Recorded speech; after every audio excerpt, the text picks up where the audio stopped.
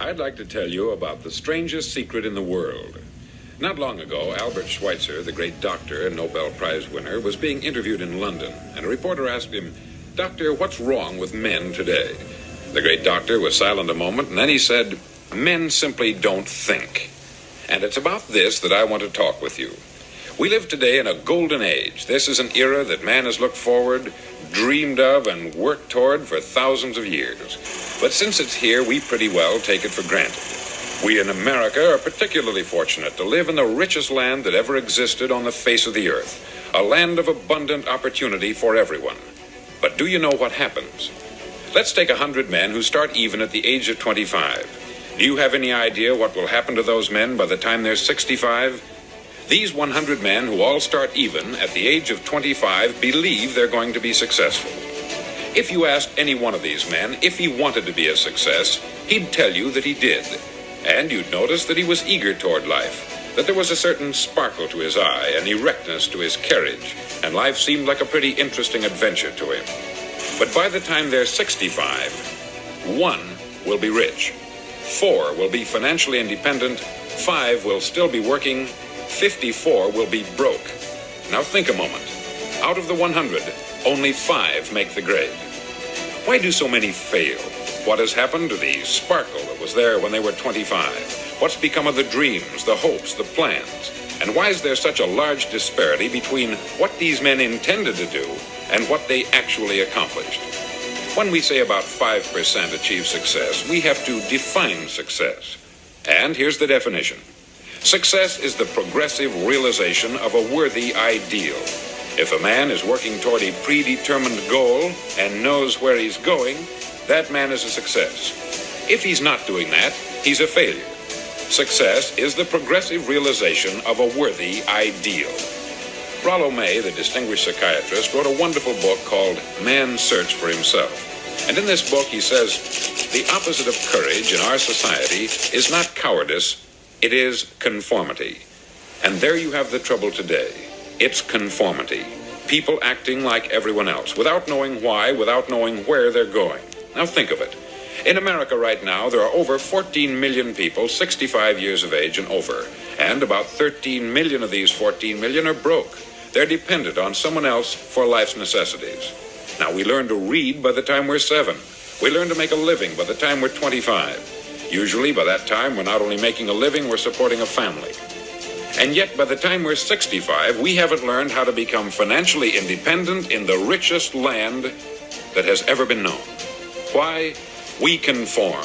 And the trouble is that we're acting like the wrong percentage group, the 95% who don't succeed. Now, why do these people conform? Well, they don't know, really. These people believe that their lives are shaped by circumstances, by things that happen to them, by exterior forces. They're outer-directed people. A survey was made one time that covered a lot of men, working men, and these men were asked this question: why do you work? Why do you get up in the morning? 19 out of 20 had no idea. If you ask them, they'll say, everyone goes to work in the morning. And that's the reason they do it, because everyone else is doing it. Now let's get back to our definition of success. Who succeeds? The only man who succeeds is the man who is progressively realizing a worthy ideal. He's the man who says, I'm going to become this, and then begins to work toward that goal. I'll tell you who the successful people are. A success is the school teacher who's teaching school because that's what she wanted to do. The success is the woman who's a wife and mother because she wanted to become a wife and mother and is doing a good job of it. The success is the man who runs the corner gas station because that's what he wanted to do. The success is the successful salesman who wants to become a top-notch salesman and grow and build with his organization. A success is anyone who is doing deliberately a predetermined job because that's what he decided to do deliberately. But only 1 out of 20 does that. That's why today there isn't really any competition unless we make it for ourselves. Instead of competing, all we have to do is create. Now, for 20 years, I looked for the key which would determine what would happen to a human being. Was there a key I wanted to know which would make the future a promise that we could foretell to a large extent? Was there a key that would guarantee a person's becoming successful if he only knew about it and knew how to use it?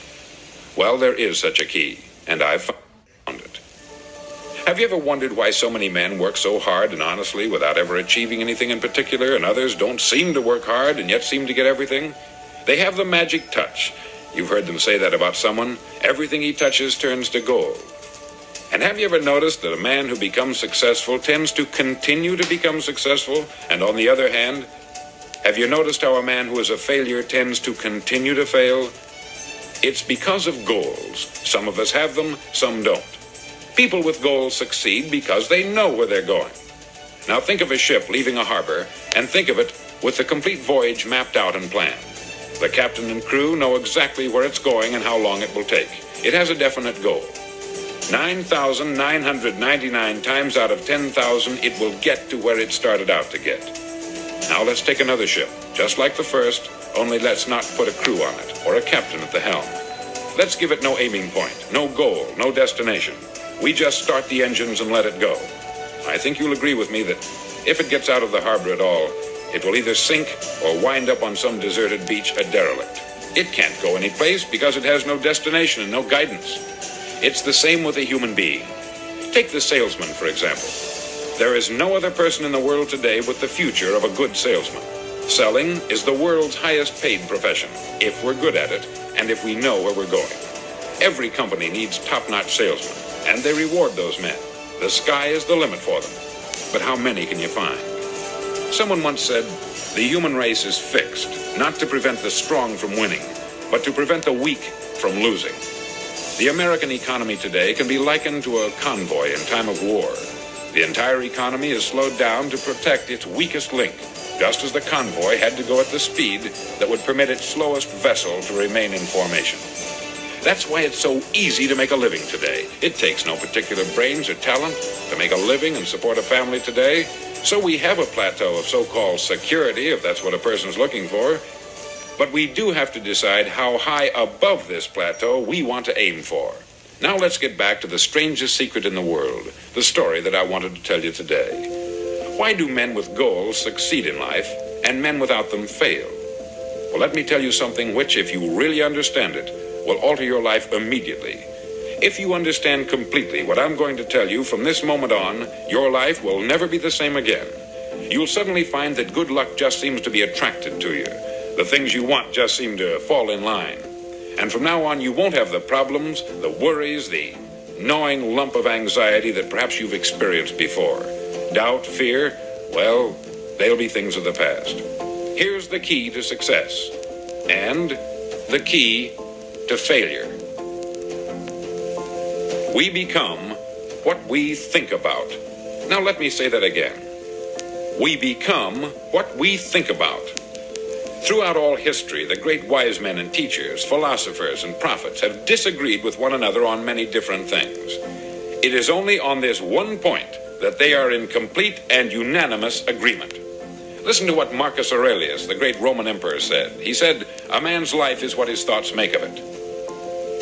Disraeli said this, "Everything comes if a man will only wait.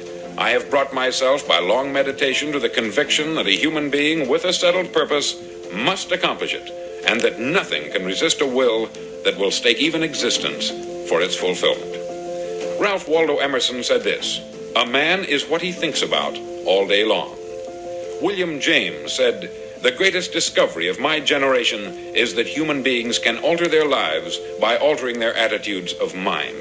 And he also said, "We need only in cold blood act as if the thing in question were real, and it will become infallibly real by growing into such a connection with our life that it will become real. It will become so knit with habit and emotion that our interest in it will be those which characterize belief." He also said this, "If you only care enough for a result, you will almost certainly attain it. If you wish to be rich, you will be rich. If you wish to be learned, you will be learned. If you wish to be good, you will be good. Only you must then really wish these things, and wish them exclusively, and not wish at the same time 100 other incompatible things just as strongly." In the Bible you read, in Mark 9:23, "If thou canst believe, all things are possible to him that believeth." Dr. Norman Vincent Peale said this, "This is one of the greatest laws in the universe. Fervently do I wish I had discovered it as a very young man. It dawned upon me much later in life, and I've found it to be one of the greatest, if not my greatest discovery, outside of my relationship to God. And the great law, briefly and simply stated, is that if you think in negative terms, you'll get negative results. If you think in positive terms, you will achieve positive results. That is the simple fact, which is at the basis of an astonishing law of prosperity and success. In 3 words, believe and succeed. William Shakespeare put it this way: our doubts are traitors and make us lose the good we oft might win by fearing to attempt. George Bernard Shaw said, people are always blaming their circumstances for what they are. I don't believe in circumstances. The people who get on in this world are the people who get up and look for the circumstances they want, and if they can't find them, make them. Well, it's pretty apparent, isn't it? And every person who discovered this for a while believed that he was the first one to work it out. We become what we think about. Now, it stands to reason that a person who's thinking about a concrete and worthwhile goal is going to reach it, because that's what he's thinking about. And we become what we think about. Conversely, the man who has no goal, who doesn't know where he's going, and whose thoughts must therefore be thoughts of confusion and anxiety and fear and worry, becomes what he thinks about. His life becomes one of frustration, fear, anxiety, and worry. And if he thinks about nothing, he becomes nothing. Now, how does it work? Why do we become what we think about? Well, I'll tell you how it works as far as we know. Now, to do this, I want to tell you about a situation that parallels the human mind. Suppose a farmer has some land, and it's good, fertile land. Now, the land gives the farmer a choice. He may plant in that land whatever he chooses. The land doesn't care. It's up to the farmer to make the decision. Now, remember, we're comparing the human mind with the land, because the mind, like the land, doesn't care what you plant in it. It will return what you plant, but it doesn't care what you plant. Now, let's say that the farmer has 2 seeds in his hand. One is a seed of corn, the other is nightshade, a deadly poison. He digs 2 little holes in the earth and he plants both seeds, one corn, the other nightshade. He covers up the holes, waters, and takes care of the land, and what will happen? Invariably, the land will return what is planted. As it's written in the Bible, as ye sow, so shall ye reap. Remember, the land doesn't care. It will return poison in just as wonderful abundance as it will corn. So up come the 2 plants, one corn, one poison. Now, the human mind is far more fertile, far more incredible and mysterious than the land, but it works the same way. It doesn't care what we plant. Success, failure. A concrete, worthwhile goal, or confusion, misunderstanding, fear, anxiety, and so on. But what we plant, it will return to us. You see, the human mind is the last great unexplored continent on the earth. It contains riches beyond our wildest dreams. It will return anything we want to plant. Now you might say, well, if that's true, why don't people use their minds more? Well, I think they've figured out an answer to that too. Our mind comes as standard equipment at birth. It's free, and things that are given to us for nothing, we place little value on. Things that we pay money for, we value. The paradox is that exactly the reverse is true. Everything that's really worthwhile in life came to us free. Our mind, our soul, our body, our hopes, our dreams, our ambitions, our intelligence, our love of family and children and friends. All these priceless possessions are free, but the things that cost us money are actually very cheap and can be replaced at any time. A good man can be completely wiped out and make another fortune. He can do that several times. Even if our home burns down, we can rebuild it, but the things we got for nothing, we can never replace. The human mind isn't used merely because we take it for granted. Familiarity breeds contempt. It can do any kind of job we assign to it, but generally speaking, we use it for little jobs instead of big important ones.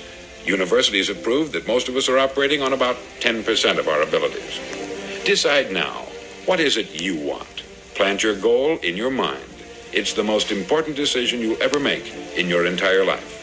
Do you want to be an outstanding salesman, a better worker at your particular job? Do you want to go places in your company, in your community?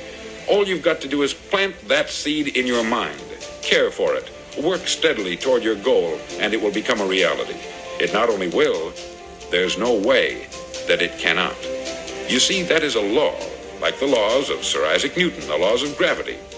If you get on top of a building and jump off, you'll always go down. You'll never go up. And it's the same with all the other laws of nature. They always work. They're inflexible. Think about your goal in a relaxed, positive way. Picture yourself in your mind's eye as having already achieved this goal. See yourself doing the things you will be doing when you've reached your goal. Ours has been called the phenobarbital age, the age of ulcers and nervous breakdowns. At a time when medical research has raised us to a new plateau of good health and longevity, far too many of us worry ourselves into an early grave trying to cope with things in our own little personal ways, without learning a few great laws that will take care of everything for us. These things we bring on ourselves through our habitual way of thinking. Every one of us is the sum total of his own thoughts. He is where he is because that is exactly where he really wants to be, whether he'll admit that or not. Each of us must live off the fruit of his thoughts in the future, because what you think today and tomorrow, next month and next year, will mold your life and determine your future. You're guided by your mind. I remember one time I was driving through Arizona and I saw one of those giant earth-moving machines roaring along the road at about 35 miles an hour with what looked like 20 tons of dirt in it, a tremendous, incredible machine, and there was a little man perched way up on top with the wheel in his hands guiding it. And as I drove along, I was struck by the similarity of that machine to the human mind. Just suppose you're sitting at the controls of such a vast source of energy. Are you going to sit back and fold your arms and let it run itself into a ditch? Or are you going to keep both hands firmly on the wheel and control and direct this power to a specific, worthwhile purpose? It's up to you. You're in the driver's seat. You see, the very law that gives us success is a two-edged sword. We must control our thinking. The same rule that can lead a man to a life of success, wealth, happiness, and all the things he's ever dreamed of for himself and his family, that very same law can lead him into the gutter. It's all in how he uses it, for good or for bad. This is the strangest secret in the world. Now, why do I say it's strange, and why do I call it a secret? Actually, it isn't a secret at all. It was first promulgated by some of the earliest wise men, and it appears again and again throughout the Bible. But very few people have learned it, understand it. That's why it's strange, and why, for some equally strange reason, it virtually remains a secret. I believe that you could go out and walk down the main street of your town and ask one man after another what the secret of success is, and you probably wouldn't run into one man in a month who could tell you. Now, this information is enormously valuable to us if we really understand it and apply it. It's valuable to us not only for our own lives, but the lives of those around us, our family, employees, associates, and friends. Life should be an exciting adventure. It should never be a bore. A man should live fully, be alive. He should be glad to get out of bed in the morning. He should be doing a job he likes to do because he does it well. One time I heard Grove Patterson make a speech, the editor-in-chief of the Toledo Daily Blade. And as he concluded his speech, he said something that I've never forgotten. He said something like this: "My years in the newspaper business have convinced me of several things. Among them, that people are basically good, and that we came from someplace, and we're going someplace. So we should make our time here an exciting adventure. The architect of the universe didn't build a stairway leading nowhere. And the greatest teacher of all, the carpenter from the plains of Galilee, gave us the secret time and time again. As ye believe, so shall it be done unto you."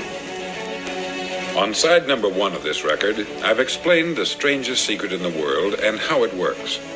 Now, on this side, I want to explain how you can prove to yourself the enormous returns possible in your own life by putting this secret to a practical test. I want you to make a test that will last 30 days. Now, it isn't going to be easy. If you'll give it a good try, it will completely change your life for the better. Back in the 17th century, Sir Isaac Newton, the English mathematician and natural philosopher, gave us some natural laws of physics which apply as much to human beings as they do to the movement of bodies in the universe. Now, one of these laws is that for every action, there is an equal and opposite reaction. Simply stated, as it applies to you and me, it means we can achieve nothing without paying the price. The results of your 30-day experiment will be in direct proportion to the effort you put forth. To be a doctor, you must pay the price of long years of difficult study. To be successful in selling, and remember that each of us succeeds to the extent of his ability to sell.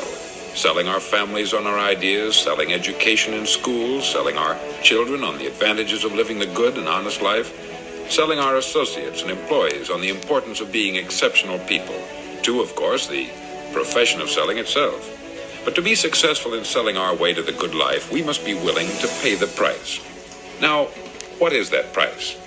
Well, it's many things. First, it's understanding emotionally, as well as intellectually, that we literally become what we think about, that we must control our thoughts if we're to control our lives. It's understanding fully that, as ye sow, so shall ye reap. Secondly, it's cutting away all the fetters from the mind and permitting it to soar as it was divinely designed to do. It's the realization that your limitations are self-imposed and that the opportunities for you today are enormous beyond belief. It's rising above narrow-minded pettiness and prejudice. Thirdly, to use all your courage to force yourself to think positively on your own problem, to set a definite and clearly defined goal for yourself, to let your marvelous mind think about your goal from all possible angles, to let your imagination speculate freely upon many different possible solutions, to refuse to believe there are any circumstances sufficiently strong to defeat you in the accomplishment of your purpose, to act promptly and decisively when your course is clear, and to keep constantly aware of the fact that you are, at this moment, standing in the middle of your own acre of diamonds, as Russell Conwell used to point out. Fourth, save at least 10% of what you earn. It's also remembering that no matter what your present job, it has enormous possibilities if you're willing to pay the price. Now let's just go over the important points in the price each of us must pay to achieve the wonderful life that can be ours. It is, of course, worth any price. 1, you will become what you think about. 2, remember the word imagination. Let your mind soar. 3, courage. Concentrate on your goal every day. 4, save 10% of what you earn. And action. Ideas are worthless unless we act on them.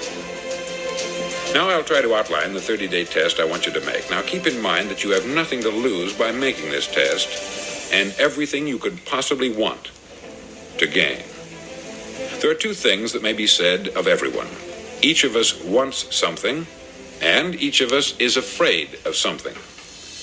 I want you to write on a card what it is you want more than anything else. It may be more money. Perhaps you'd like to double your income or make a specific amount of money. It may be a beautiful home. It may be success at your job. It may be a particular position in life. It could be a more harmonious family. Each of us wants something. Write down on your card specifically what it is that you want. Make sure it's a single goal and clearly defined. You needn't show it to anyone, but carry it with you so that you can look at it several times a day. Think about it in a cheerful, relaxed, positive way each morning when you get up, and immediately you have something to work for, something to get out of bed for, something to live for. Look at it every chance you get during the day and just before going to bed at night. As you look at it, remember that you must become what you think about. And since you're thinking about your goal, you realize that soon it will be yours. In fact, it's yours really the moment you write it down and begin to think about it. Look at the abundance all around you as you go about your daily business. You have as much right to this abundance as any other living creature. It's yours for the asking. Now we come to the difficult part. Difficult because it means the formation of what is probably a brand new habit. And new habits are not easily formed. Once formed, however, it'll follow you for the rest of your life. Stop thinking about what it is you fear. Each time a fearful or negative thought comes into your consciousness, replace it with a mental picture of your positive and worthwhile goal. There will come times when you will feel like giving up. It's easier for a human being to think negatively than positively. That's why only 5% is successful. You must begin now to place yourself in that group. For 30 days, you must take control of your mind. It will think only about what you permit it to think. Each day for this 30-day test, do more than you have to do. In addition to maintaining a cheerful, positive outlook, give of yourself more than you've ever done before. Do this knowing that your returns in life must be in direct proportion to what you give. The moment you decide on a goal to work toward, you're immediately a successful person. You're then in that rare and successful category of people who know where they're going. Out of every 100 people, you belong to the top 5. Don't concern yourself too much with how you're going to achieve your goal. Leave that completely to a power greater than yourself. All you have to do is know where you're going. The answers will come to you of their own accord. Remember these words from the Sermon on the Mount, and remember them well. Keep them constantly before you this month of your test. Ask, and it shall be given you. Seek, and ye shall find. Knock, and it shall be opened unto you. For everyone that asketh receiveth, and he that seeketh findeth, and to him that knocketh it shall be opened. It's as marvelous and as simple as that. In fact, it's so simple that in our seemingly complicated world, it's difficult for an adult to understand that all he needs is a purpose and faith. For 30 days, do your best. If you're a salesman, go at it as you've never done before, not in hectic fashion, but with the calm, cheerful assurance that time well spent will give you the abundance in return you deserve and want.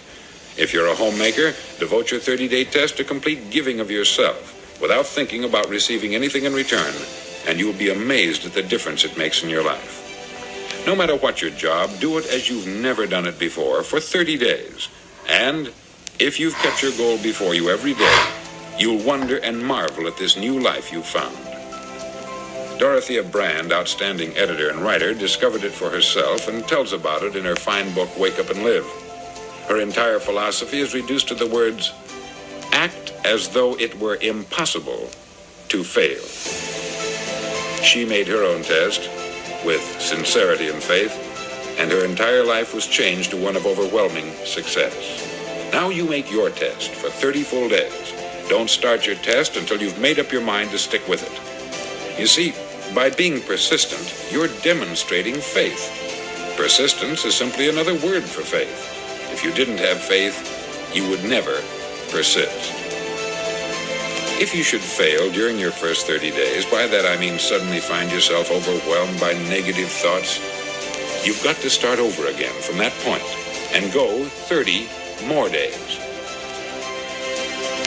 Gradually, your new habit will form until you find yourself one of that wonderful minority to whom virtually nothing is impossible.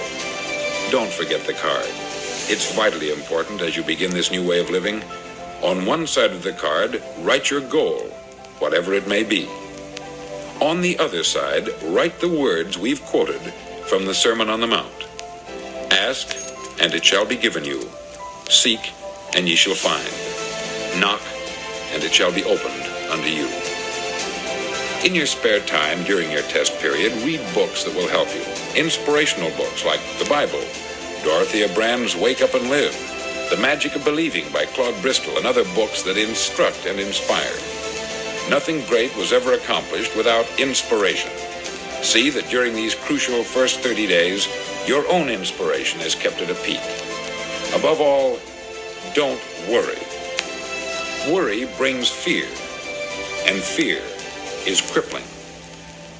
The only thing that can cause you to worry during your test is trying to do it all yourself. Know that all you have to do is hold your goal before you. Everything else will take care of itself. Remember also to keep calm and cheerful. Calm and cheerful. Don't let petty things annoy you and get you off course. Now, since making this test is difficult, some may say, well, why should I bother? Well, look at the alternative. No one wants to be a failure. No one really wants to be a mediocre individual. No one wants a life constantly filled with worry, fear, and frustration. Therefore, remember that you must reap that which you sow.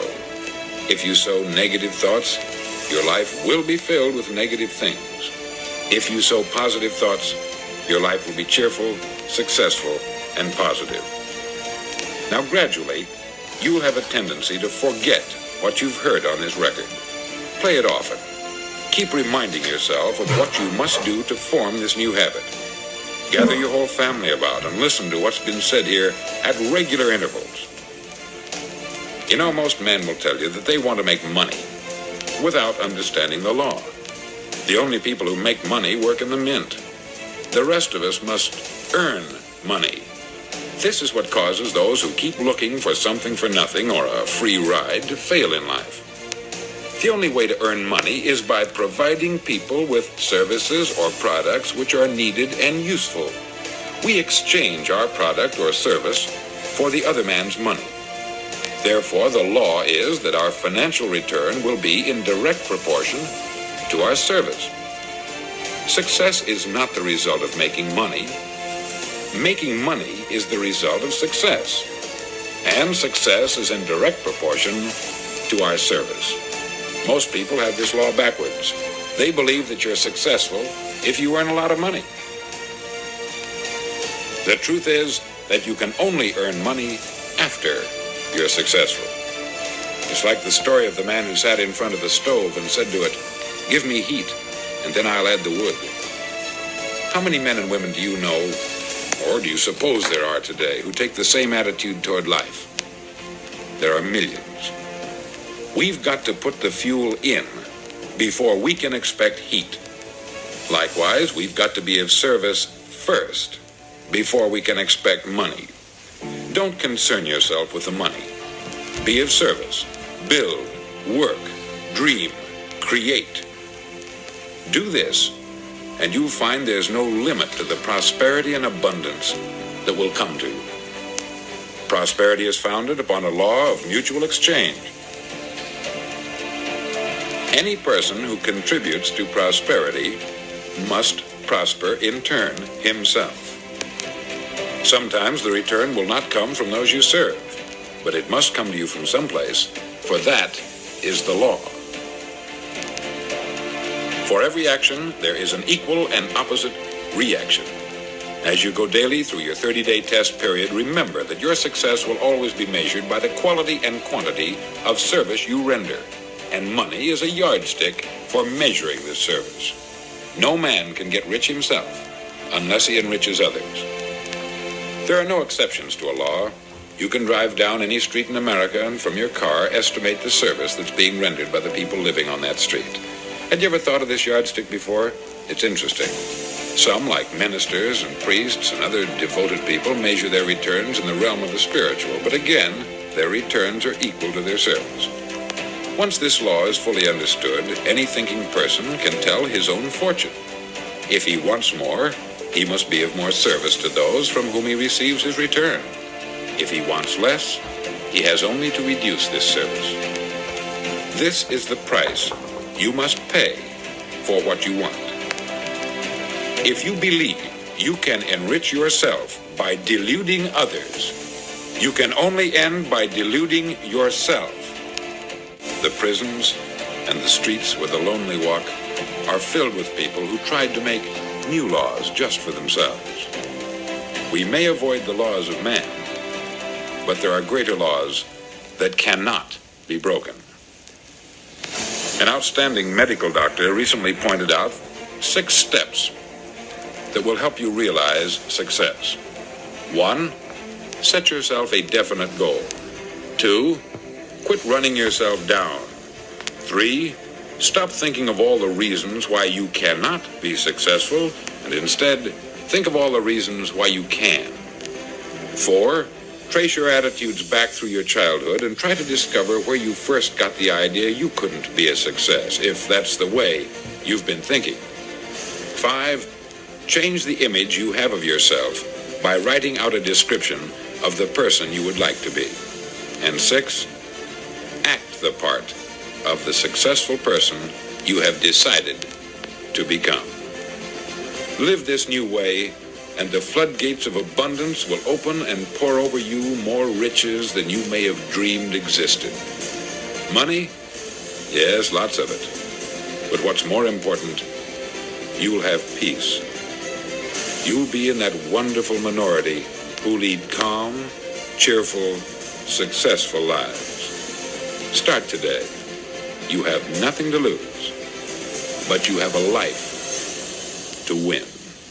This is Earl Nightingale, and thank you.